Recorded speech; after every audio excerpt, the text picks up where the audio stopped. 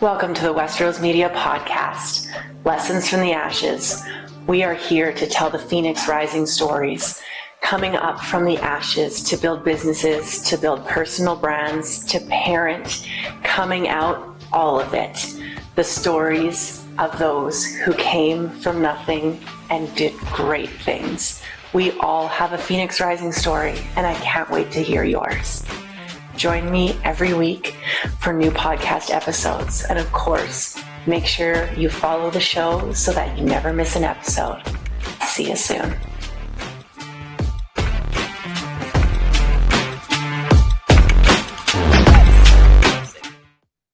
Okay. Hi, and welcome back to Lessons from the Ashes, a Westeros Media podcast. I am so excited to have a new guest here for season 2 of the show. Trish, welcome, and please can you introduce yourself and let everybody know who you are and where you are from? Yeah, thanks for having me. Super excited. I actually grew up in Ontario, but I've been based in Banff, Alberta, in the beautiful Rocky Mountains of Canada for the last 12 years. And I am a speaker and mindfulness teacher, and I travel around. I teach mindfulness in conference settings. I do keynote speeches, workshops, and then a lot of my work is teaching workplaces, organizations, how to use mindfulness as really a resilience building tool, how to manage stress better, how to avoid burnout, how to manage, honestly, just like the stuff that comes up in life, like anxiety and overwhelm and all of that. Just really helping folks with some really transformative coping skills, essentially. That's amazing. And I think so needed in this world, this climate that we're in at the moment. Okay, so we did chat before this, but the whole theme of the podcast is the lessons from the ashes. Like, what did we learn along the way that we can pass on to others so that we can all escape the ashes and rise as our beautiful phoenix with a little more grace than before we heard these stories? And also just to normalize that, like, you know, all of these things happen to everybody. Nobody has this perfect life that they show on the internet. So I would love it if you could share with everybody a little bit of your story and your Phoenix Rising story. Yeah, I mean, no one gets out of this life without being taken to their knees probably multiple times. Yeah, in my experience, yes. The biggest story for me really happened about 12 years ago, and it was the sudden loss of my mom. She passed away of breast cancer, and it was incredibly sudden. She actually went through chemotherapy treatments, and she went actually through total reconstructive surgery, and the doctors were like, we caught it really early. You're going to be just fine. You know, they gave us, her family, the most impossible task ever, not to worry. And, you know, she had gone through this kind of 18-month hellish journey, and she was actually on the other side of it. She'd had her reconstructive surgery. We were like ready to celebrate that this whole, you know, horrible experience, 18 months, was over. And she started to feel unwell. And she went back to the doctors, and she went back for the whole barrage of tests, and everything honestly kind of crumbled within, I would say, 30 days, where they told us she, you know, the cancer had returned, it had spread. And by the time I flew back to Ontario to be with her, I had 10 days, and then she was gone. And so that was an incredibly pivotal moment in my life. I had already been studying mindfulness, meditation techniques, these kind of intentional living practices and ways of being. But that moment, I think I had never before that moment. So my mom was 55 when this happened. She was so young, and I had never considered before, like I'd never even entertained the thought that like I wasn't going to get to live 70, 80, 90 years of my life. You know, the only other close person who we had lost was my grandfather. He was in his 70s. He'd lived like a very long, full life. And I didn't even realize I had this belief that was just in my bones that like, oh yeah, we all get that. Like that's guaranteed. And so my mom's loss, like I always say, and I talk about this in my talks and my keynotes, that this phrase kept echoing in my mind after she was gone. And it's actually from a poem. It's from a Mary Oliver poem. And the phrase is this: what are you going to do with this one precious life that you've been given?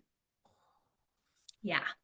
So it was in that moment of losing her when she was only 55, so young, that it really hit me like, this life is precious, and not just this life. Like, I think we talk about our lives as like this big thing, but our lives are actually just a culmination of moments, little moments that add up and add up and add up, and that becomes your life. So what that really means is that every moment of your life is extremely precious and matters so much. And I couldn't help but just think that maybe I wasn't doing it justice. And what I really realized in the months and honestly the years following her death was just that one of the ways I was kind of wasting my moments was I had this kind of like bad relationship, negative relationship with stress that I now realize almost everybody does, which is that we experience a stressful moment. Again, right? Our life is made up of moments. So stressful moments exist in our lives. They're non-negotiable. But what I had noticed I was doing is like stress was almost like leaving a residue in my like mind, in my body, in my heart. You know, say I had all this like neck and shoulder tension that I couldn't get rid of, even however many massages I got, like those knots would return. I'd even be on the massage bed being like, oh, this is so lovely and relaxing. And then I'd start thinking about, you know, some worst case scenario playing out in the future. And then all the knots would return. Or I'd have trouble sleeping because my mind would just be spinning with, again, those worst case scenarios, those anxious thoughts that would lead me to, you know, feeling anxiety, feeling worry, feeling overwhelmed. And so I really realized that in many ways, stress was dictating not just the moments of my life when a stressor was present, but even other moments of my life when I was like trying to relax and trying to enjoy my life. I just, you know, all these thoughts were kind of cascading through my mind, spinning through my mind. And I really realized in that moment that I actually had access to a tool that could probably help me manage that a little bit better, which was mindfulness, which is simply these, you know, this whole kind of set of practices and techniques that can encourage our mind to be more present in each moment of our lives instead of dwelling on the past. Why did it happen that way? Wish it had happened differently. What if this had happened in the past? Where would I be now? And how would that have, or worrying about the future? How are things going to play out? Is my family going to be okay? My finances, my career, the world, the economy. You know, we can spend so much of our time, and I was not mentally present. So it was really that moment of like, okay, maybe I don't have as much control as I thought over like the quantity of my life, like over the number of years that are going to, you know, fulfill this life, but maybe I have access to a really powerful tool that can enhance the quality of my life. So that's when I really became just so committed to not only my own practice of mindfulness, but having this purpose of spreading it and sharing it and taking it as far and wide as I could, because it has been such a positive influence in my own life.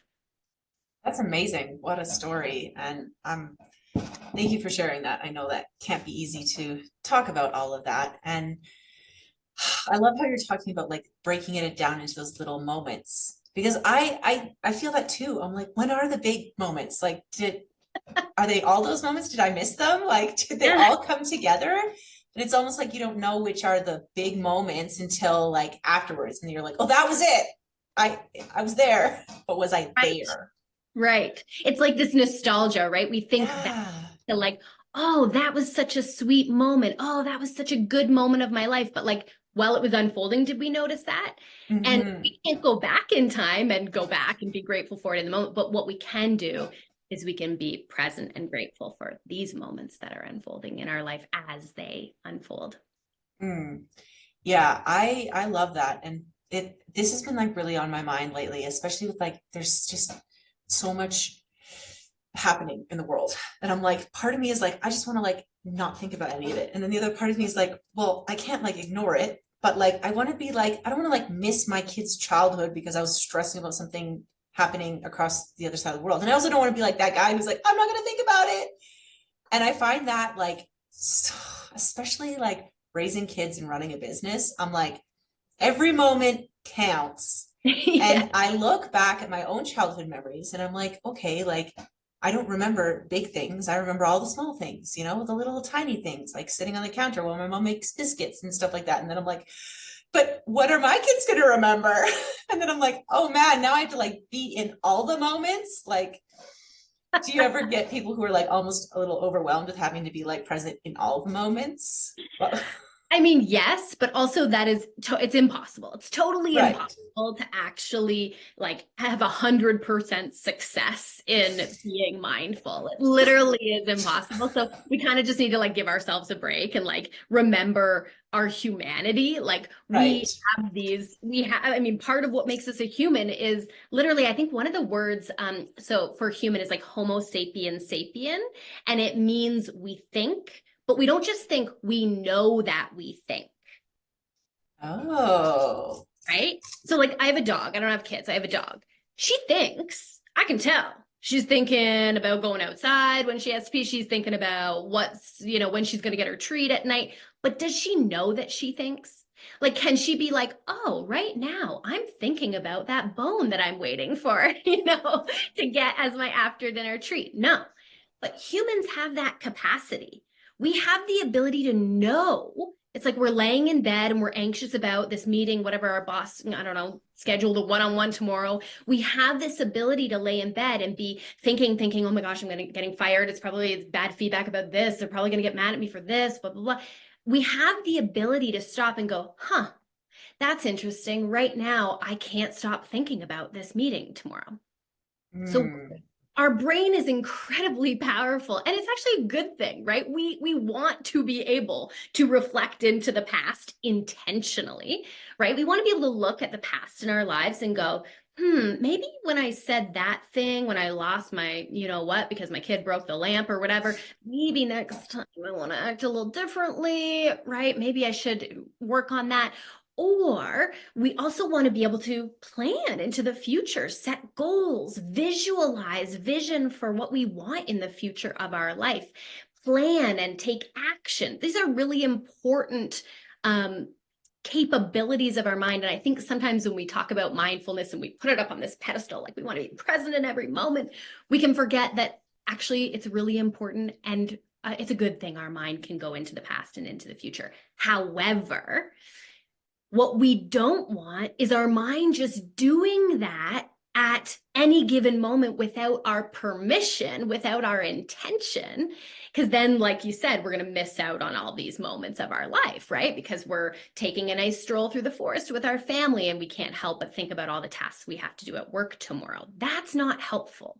It is helpful for us if we want to sit down, reflect on the past, think of the future. So I think that just saying all that to like take the pressure off, like there's no perfect world where anybody, me as a teacher, my teachers who've been, you know, practicing and teaching mindfulness for decades, their minds are not 100% present. It's just impossible. But it is possible to strengthen the ability for our mind to be more present in the moments when we want it to, right? That moment where we're on holiday, when we're on vacation, we want to be really present with our family. That moment where we're getting that little, you know, hug, that squeeze from our kid or our spouse or our parent, and we want to be really present instead of being like, oh, yep, okay, get this over with because I have something else to do. So yeah, it's not 100%. It's not perfect. I like that perspective of like not giving your mind permission to just like go wild, because I feel like I finally like I had like quite a bit of anxiety previously in my life, and I feel like this like section of my life is like the first time that I felt like I'm not like in a rush to like get. I always felt, even like for exciting things, I was like excited to get to the fun thing, but then in the exciting moment I was like excited for it to be over so I could like think about it or talk about it, or like, you know, like I was just like always in a rush, like so in a rush for the next thing. And then I was like, where did the last like 5 years go, you know?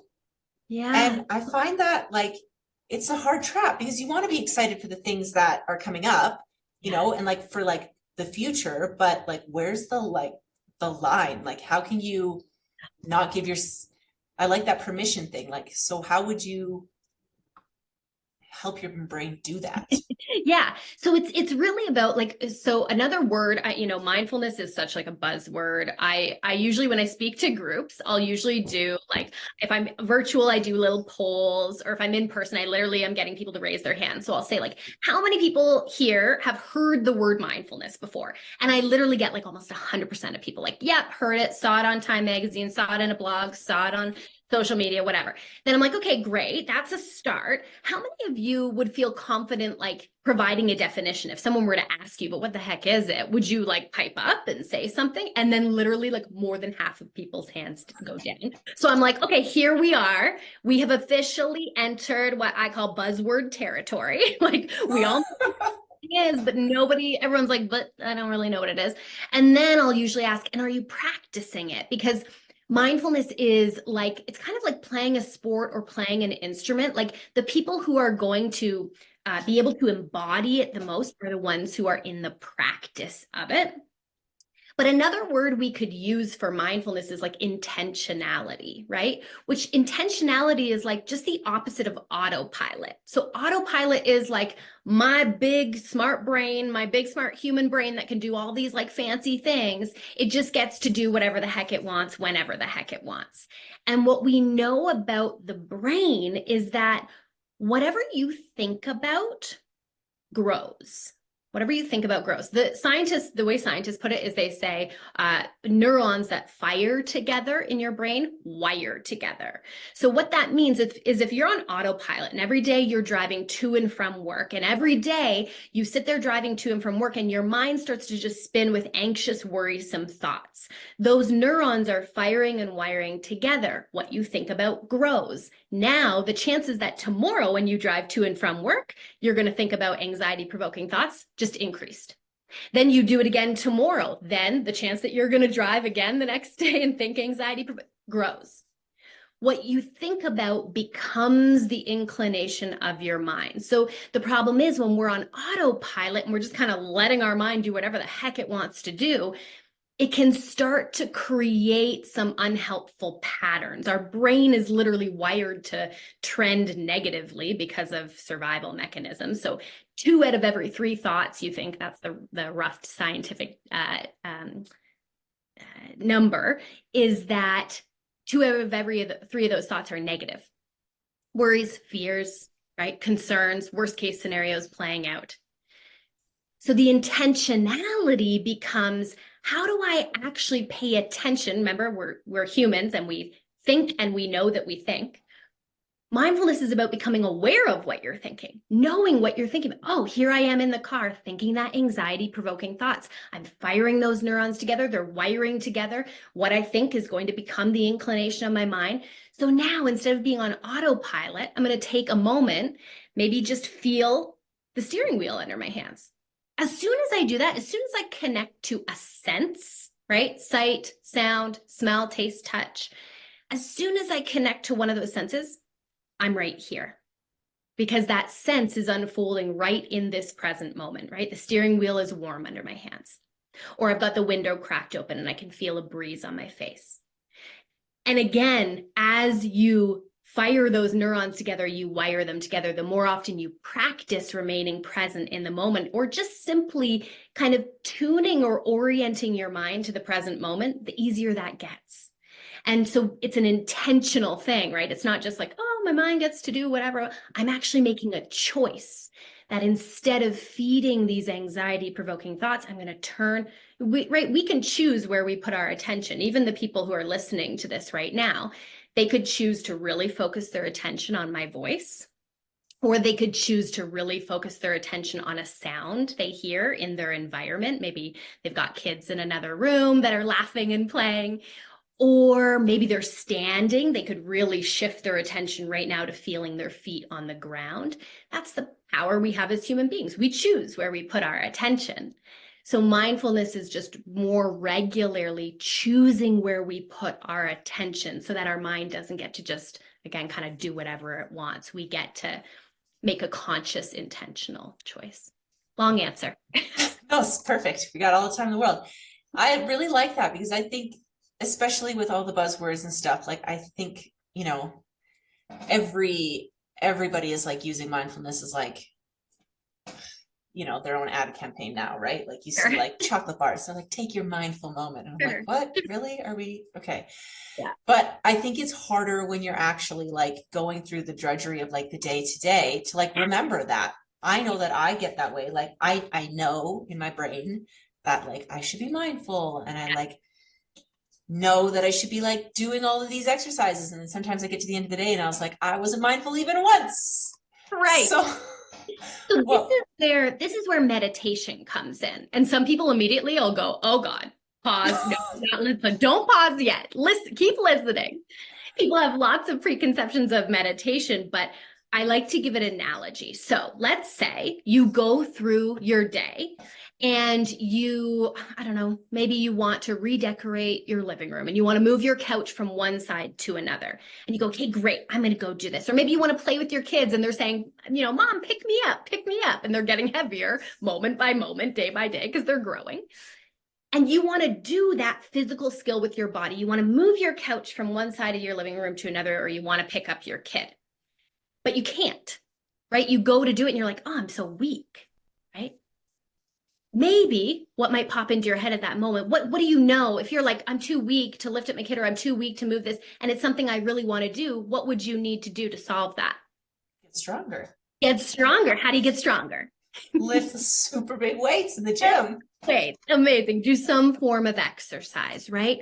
So this is, I think, where the rubber meets the road of mindfulness. I don't know a single soul who has said to me, nah, I don't really need to be more present in my life, and I don't want to. It doesn't sound great. It doesn't sound like it's for me. I swear everyone I talk to says, I want this. How? And mindfulness says, if you were to take, now, exercise, what's the minimum amount of time most people do physical exercise for? I'd argue maybe 15, 20 minutes. You don't even need that much time for mindfulness. If you want to start to be more present in your life, mindfulness says, great, I have an exercise for that. It's not lifting weights. It's not going for a run. It's not going to the CrossFit box gym. It's not going to yoga. It's not stretching. It's not getting on a stationary bike. It's actually a mental exercise. And you really need only do it, in my experience, a couple minutes a day. But when you're in that practice of doing that, just like if you're in a practice of lifting some weights, then in your day, in the moment, real life, you want to move that couch, you're strong enough. You want to pick up your kid, you're strong enough. So meditation is like the little exercise we can do for our brain so that when we're living our life, interacting with our coworkers, our family, on vacation, wherever we are, we can actually access that skill, just like we'd access the strength to be able to lift up our furniture and move it over.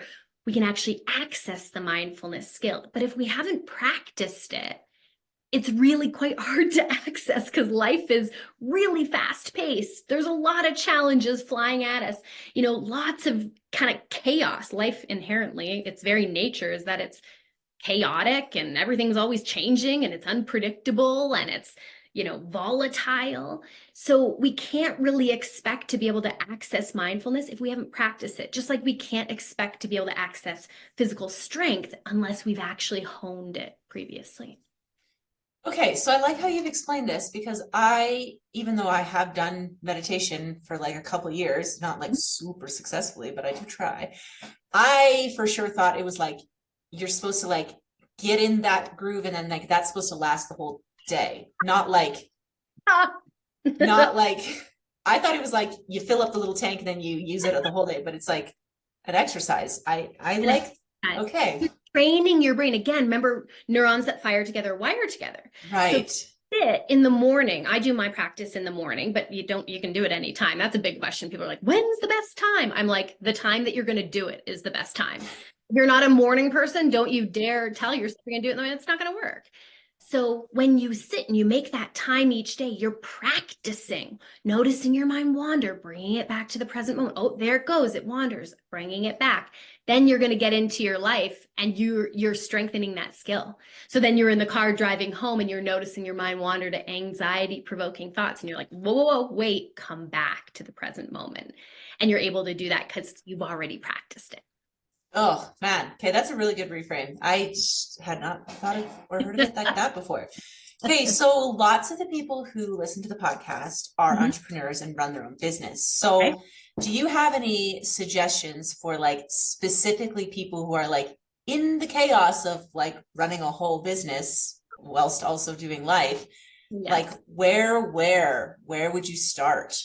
Yeah. So I mean, shameless promo, and on the video here, you can see I have a little journal that I've created. It's called the Mindful Mornings Journal. I created it in the fall of 2020, but it really is based on practices, regular daily practices I was doing long before the pandemic started. But during the pandemic, I had an influx of folks. I mean, it's not rare. People often come to mindfulness when they're going through a crisis. I shared my own story, Yes, I was practicing mindfulness already, but it was like really losing my mom and having that crisis that really committed me. So people were coming to me in the pandemic being like, what am I doing right now? I can't manage my stress, my anxiety is out of control. We are put face to face with the complete uncertainty of life. And that is really provoking for our brain that likes to think about the past, worry about the future. And so I thought, well, I already have this kind of routine that I do. Why don't I put it into, an actual kind of instruction manual? And I created this journal, and it really takes you through 4 what I would call mindful, or like I've said earlier in our conversation, intentional habits, right? Things that we're choosing to do intentionally. And honestly, I don't know how people run businesses without a mindfulness practice or any of these things that are in this journal, because it has just saved me so many times from like throwing in the towel and being like, I'm done.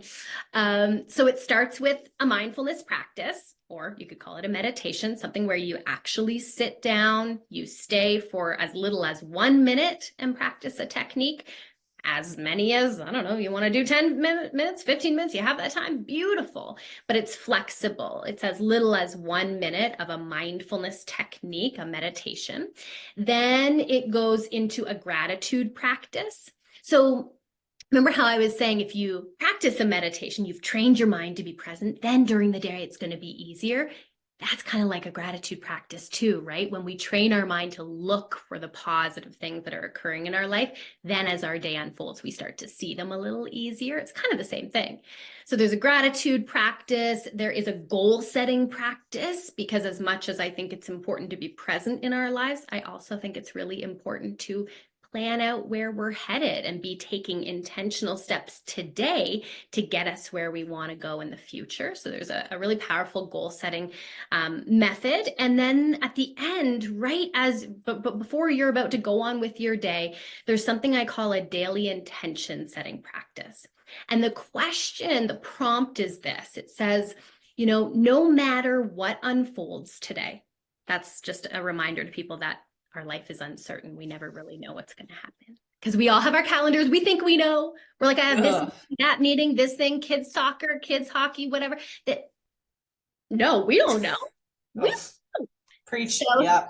It says, no matter what unfolds today, I want to show up with this quality or these qualities. And then you get a chance to sit for a moment and think intentionally, how do I want to show up for myself today, for my loved ones, for my coworkers, for a stranger I meet out on the street? How do I actually want to live this day? And maybe you write a sentence, or maybe you write a word, something to anchor you, something to kind of take your aim towards. And again, just like having your mind in the present moment. Are you going to be perfect? Are you going to live the next 24 hours? You write calm. Are you going to be calm perfectly for the next? No. But at least you've taken aim at something. At least you've kind of made a decision. And for me, chances are I actually hit that target I aimed at more, not always, but more than I would if I never took an aim in the first place. So that's one way, just because it's really guided, a great way for people to kind of start incorporating some of these mindful, intentional techniques into their life. And what I find so powerful about mindfulness when it comes to running a business is we all have these like inner critic voices, judgmental voices, whatever you want to call it, your inner saboteur, whatever you want to call it. They can eat away at us. And if we are not, or if I'll speak for myself, if I'm not in a practice of noticing my thoughts and knowing that they're not always true, sometimes they're just old stories in my head. Sometimes there's someone else's voice who I've taken on and they're in my, I would believe them. And if I believed all the critical, judgmental, harsh thoughts that go through my head on a weekly, monthly basis, I would not still be running my business. I would have quit a long, long time ago, because those voices can be mean. It's like having a mean roommate living in your head. Right? Oh. And for me, it's been so powerful because it's reminded me that those are just thoughts. Thoughts are not always true. I do not have to believe them. I don't have to act based on them. The thought of, I'm a failure, why am I doing this? I should just go get a job at Starbucks. Right? It's just a thought. Yeah. It's just kind of like being able to relate to your thoughts like weather that moves through the sky, right? Oh, today it's cloudy and stormy. Yep. Tomorrow it might be a clear blue sky day. Yep. Next day it might be a blizzard, right? We've all got these kind of weather patterns in our head. And I find these practices really help me to take all those thoughts a little less seriously and remind me to orient myself back to what really matters to me, which is really aligning myself with this purpose of teaching these tools and techniques. And that's honestly why I even still have a business. So I don't know how people do it without. Yeah, I think that's something that people don't talk about enough, is they think, oh, I have this idea and I have something I'm passionate about and I'm going to start a business. How hard could it be? And honestly, I think that like 90% of people who end up quitting, it's because their own head told them they couldn't.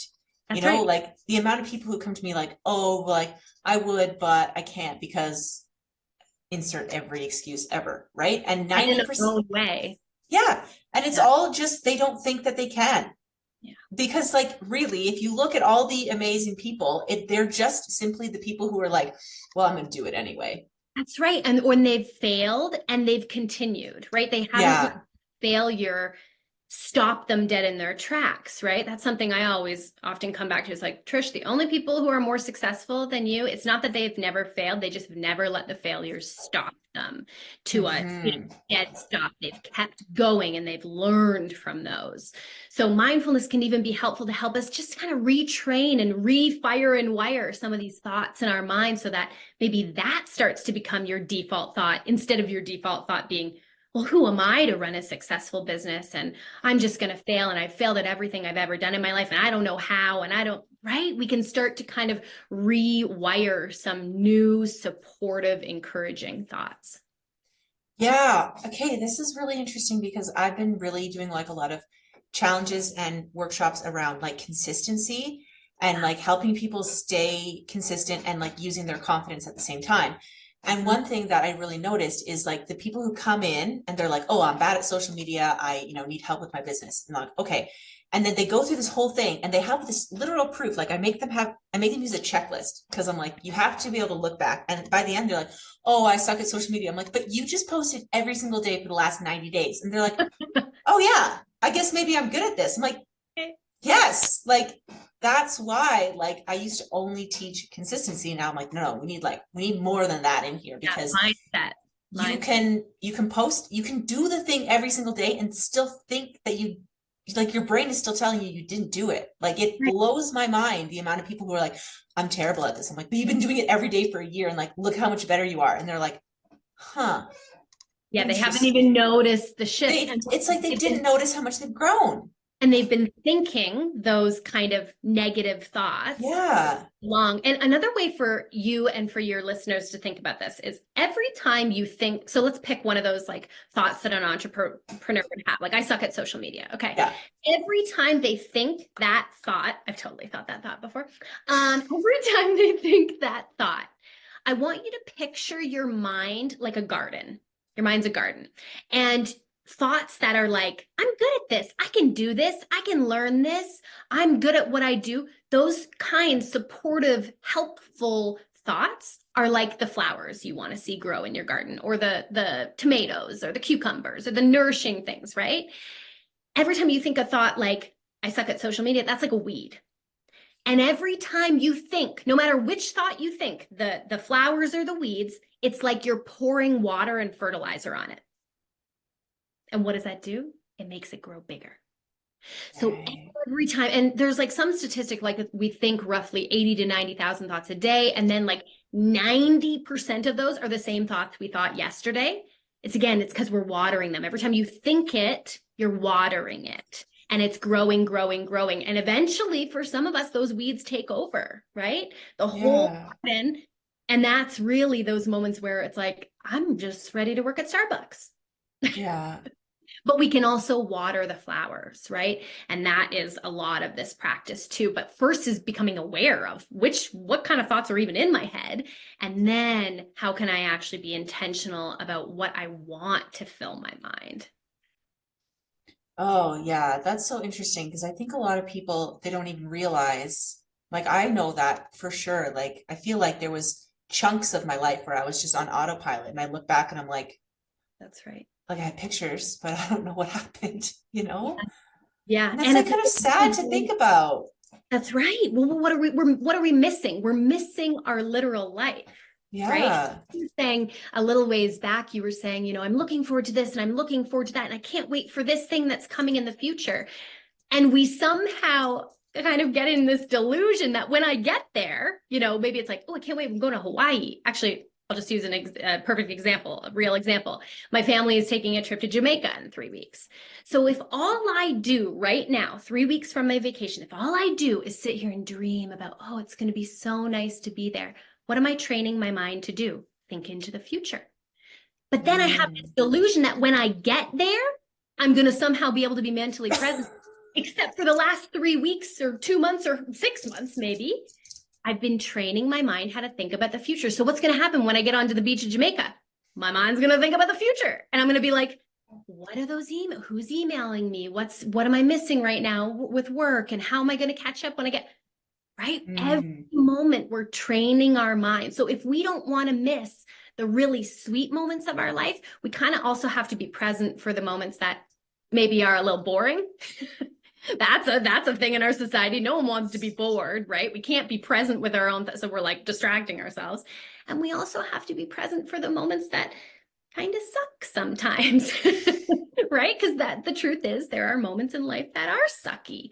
But if we can be present for those, they're actually not as difficult as we make them out to be when we're trying to like get away from them and avoid them, and just be present. And then the nature of the world is change. So even in a sucky moment, we can have hope that this will not last forever. I can be present now.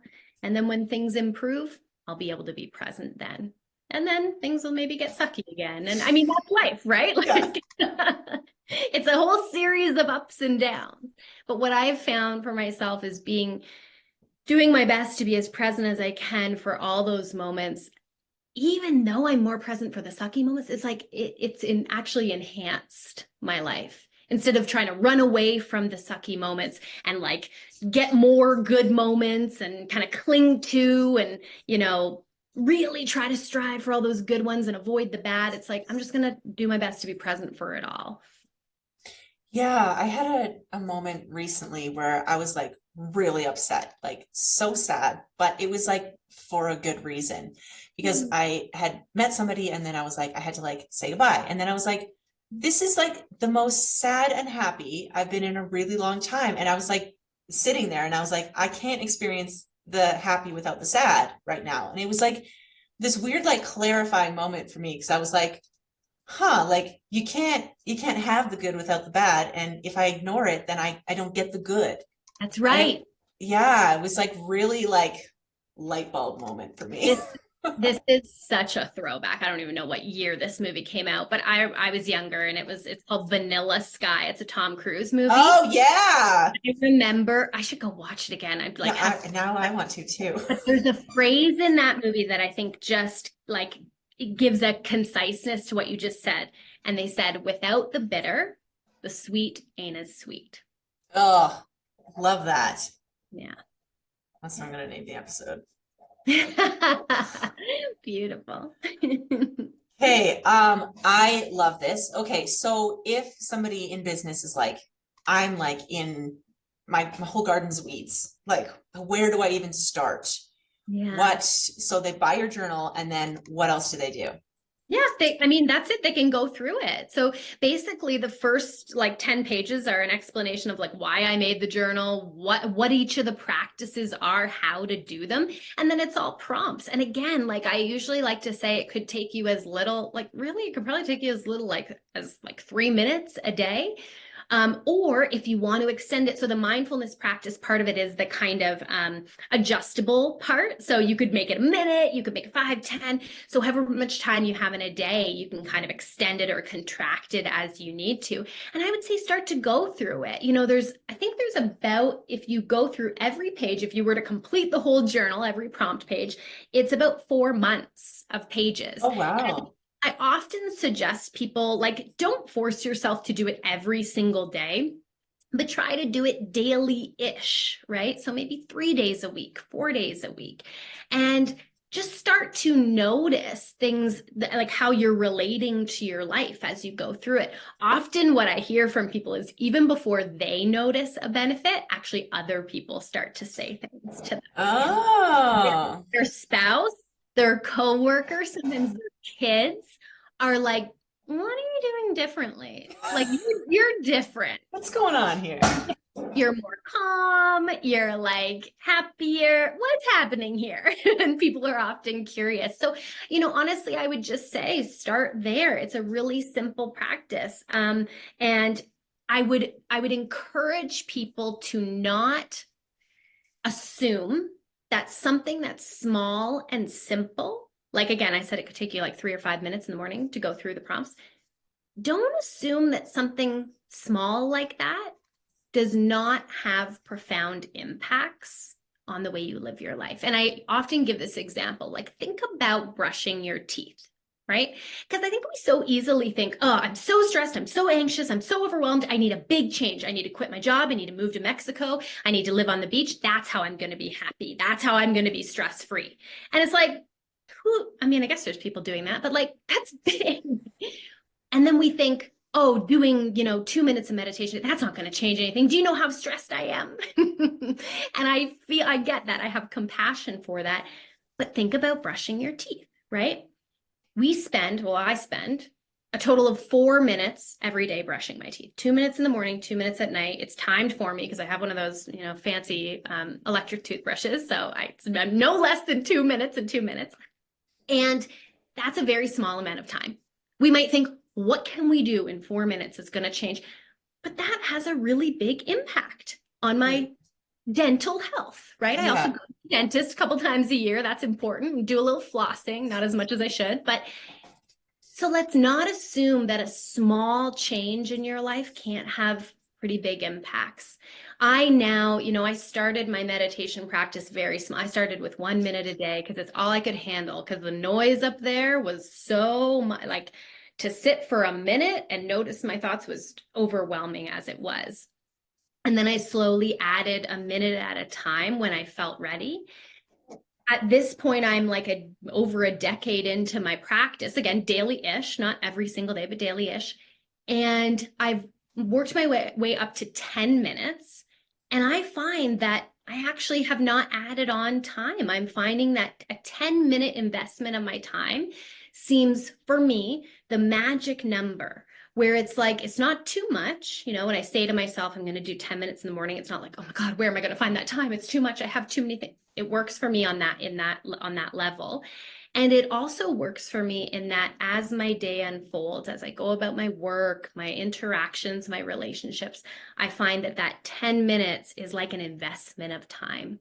So then when I show up to a podcast, to a call with my friends, to my husband while we're making dinner, I'm a lot better able to be present during those moments. Again, not perfect, but I'm a lot better able. So starting small, like I mean, 10 minutes for your whole day. And again, you don't have to start there. You can work up. You can start at 1 minute, 2 minutes and work up, but it really can have a massive transformative effect on your life. And I would also invite people, if they're skeptical, it's like, prove me wrong. Try it. Try it and come back to me after a couple months and tell me it didn't work. Tell me it didn't have a positive effect on your life. There's so much data out there. You know, there's so many studies. Since really, I guess the 70s is when it really, mindfulness really started coming into the Western world, into America and into Canada. And now there's just thousands of studies that are all pointing in the direction of really positive benefits physiologically, like our body, blood pressure lowering, heart rate lowering, cholesterol lowering, to like emotional benefits, to mental benefits, reduced anxiety and stress, and better communication, better resilience. It's just, yeah, it's like, I don't know. In my head at this point, I'm like, why wouldn't you? Why wouldn't you take a couple minutes to maybe try something that could have so many positive benefits? Yeah. Oh, I like that. That's a good challenge. Prove me wrong. Prove me wrong. Well, and we've been having a lot of conversations lately about like this all or nothing mentality, that people are like, the only way to change anything is to change everything. And I'm like, no, man, like that's how you get into such a trap, because something so small can change everything, right? Like whether it's, you know, committing to like a couple minutes a day, like as if you can't do that. Like that's 3 TikToks you didn't watch. Like, come on, as if you can't do that. But I think it's just like people think that they can't, so they don't even like want to try, because they're like, oh, it'll never help. But I like that challenge. So again, that's a thought, right? Yeah, like, the negative thought starts it. Yeah, it's like that very thought that's preventing you from doing it. Like that's the thing that you could actually start to like question and become aware of should you do this. I think you're so right. Like I get that too. I did back in January, I used this like yoga app, and it has breath work too. And they had a challenge, and it was like an everyday January thing. And I was like, I'm going to do this. And by the end of January, I think I completed like 19 or 20 days. And I reflected, and I actually did a post on Instagram about it, because I thought like we need to shift our perspective around goals, because I could very easily go like, that was a 31-day challenge. I only did 20 days. I completely failed. But what was actually true, and again, I was able to challenge this thought probably because of practicing meditation and mindfulness, instead of just thinking that thought and then feeling like a failure and then spiraling into shame. I was like, well, hold on. And I challenged that thought. And I realized that what's actually true is that had I not intended to do that challenge in the first place, I wouldn't have even done a single day, let alone 20. So what I actually did was I did 20 days. It's not that I didn't do 31 days. I did 20 days, which is more than I would have done had I not even decided to do it in the first place. Mm-hmm. Oh, yes. I think that's so important, because it's like, usually like, because I work with entrepreneurs, so like they're all like big personalities and they got like big dreams, and then you like want them to do something simple and they're like, no thank you, I will not be doing that. It's almost like they're the big picture dreamers, and then they need their, I almost said minions, that sounds really bad, that I don't mean that negatively. No, yeah. Like people to execute. They need people. Actually, this is interesting, you've just got me reflecting, because I'm really good at that part of it. Like I think I'm able to dream big, but I'm also really good at like executing and ticking things off and being like, Kate, we did that little thing and that little thing, and now look at all the little things I did, and they're adding up, right? And even that comes back to mindfulness. I feel like I could draw everything back to mindfulness, but like your life is a collection of moments. You have a new moment all the time. This is another thing we get stuck in, I think, is like new year, I'm going to start a new habit. Start of the month. New year, new me. Start of the week. I need a Monday to start a new habit. It's like, do you know what you're actually given? Every second is a new moment. Every second you get a new moment. And every time you have a new moment, you have a new choice. You can choose to do, in this next moment that we're all entering together, you can choose something completely different than you've ever chosen before, if you want to. What's really holding you back? You know, there might be a few things, but it's like, new moment, new choice. Don't need to wait for a Monday. We don't need to wait for the start of a month, start of a year, our birthday. These are arbitrary, right? Yeah. I mean, when we hit the start of a new year, it's like, why is that so powerful? Well, it's because we're really aware of time passing, but time's passing right now too. Mm-hmm. Yeah, I find that so much because people are like, oh, how is it already March? How is it already this? And I'm like, yeah, like it's like people lose whole chunks of their life because they're just doing the day-to-day thing. And then they're like, what is the purpose of my life? And I think instead of being like, I got to change everything to find my purpose, it's like, okay, can I like enjoy this one thing and then enjoy that next thing and then see where I end up? Yeah. Oh, thank you so much. This conversation has been really cool. I'm glad that you came on the podcast and told us all about it. And so if people want to learn more about you, know more of the things you're doing, where can they find you? Yeah, I would say just visit my website, Tutton, Tutton.com. I've actually got a program coming up when this podcast is released, it'll be that upcoming weekend. So I've actually got a Learn to Meditate course coming up. Okay. And it's a weekend course, so people can find that on my website. I run those a couple times a year. It's a total of 8 hours over a Friday, Saturday, Sunday, broken up. It's virtual, so wherever you are, you could join in. And my goal for people in that is like, again, mindfulness is so all over the place. And there's all these apps and all these YouTube recordings and all this stuff. And what I really want to teach people to do, because when I learned how to do this, it changed everything for me, is meditate on your own. No apps, no recordings. You don't need to have your device. You don't need to have downloaded this thing. You don't need to pay hundreds of dollars a year for an app. You can do it on your own, completely without any sort of support. So that's my goal in that course. So yeah, people can check that out. Oh, amazing. Thank you so much. I really appreciate you coming on here. And so everybody, make sure you share this podcast episode with a friend. Check out the show notes. I will have the links to all of these things and to that program for you if you want to check it out. And make sure that if you are following the show, that you leave us a review and that you go follow Trish on Instagram too, because gotta share the love. Yep. Okay. Thank you so much for coming on. I really, really appreciate it. And I hope that you have an amazing day. Thank you. This was so fun. Okay.